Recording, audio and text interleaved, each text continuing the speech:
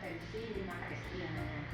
Jadi ada satu nih yang bisa Bapak Ibu terapkan dalam kelas, yaitu apa namanya, KSI mindfulness itu bisa dilakukan dengan namanya teknik stop. Sebenarnya teknik stop ini gampang sekali.